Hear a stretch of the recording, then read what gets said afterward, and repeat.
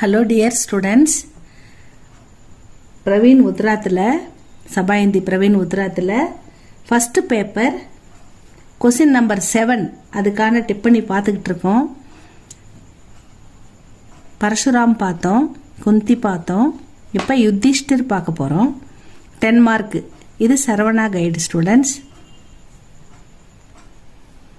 இது Saravana guide page number 140. Yudhishthir Mahabharat कई महारथियों की कहानी है.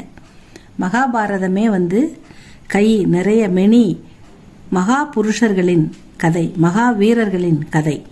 உண்மை யுத்திஷ்டர் பி ஏக்குக, அந்த வீரர்களுள், அந்த மகாரதிகளுள் நம்ம யுத்திஷ்டரும் ஒருவர். யுத்திஷ்டர் கபி தர்ம பதசே பிரஷ்ட நஹி ஹுவா. யுத்திஷ்டர் அப்படின்றவர் அவர் என்னன்னா தர்மத்தின் வழியை விட்டு ஒரு நாளும் விலகியதில்லை.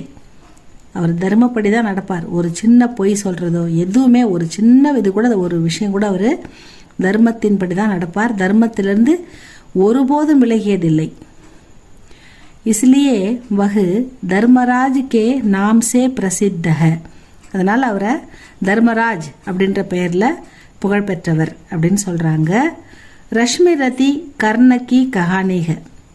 இந்த ரஷ்மிரதி கர்ணனுடைய கதை. இது எல்லாமே கர்ணனுடைய கதை. இஸ் கஹானி மே, இந்த கதையில குந்தி கா ஸ்தான்க, குந்திக்கு இடம் இருக்கிறது.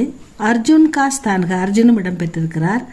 ஸ்ரீ கிருஷ்ண அவர் பரசுராம் கா ஸ்தான்க, ஸ்ரீ கிருஷ்ண பரமாத்மா அவர் பரசுராமனும் இடம் பெற்றிருக்கிறார்கள். மகர் யுத்திஷ்டர் கா ஸ்தான் நகிக, யுத்திஷ்டர் இடம்பெறவில்லை, அதிகமாக இதில் இடம்பெறவில்லை. உஸ்கா நாம் 4-5 பார், அவருடைய பெயர் 4-5 முறை. அந்நிய பாத்திரம் துவாரா, மற்ற பாத்திரங்கள், கர்ணன்,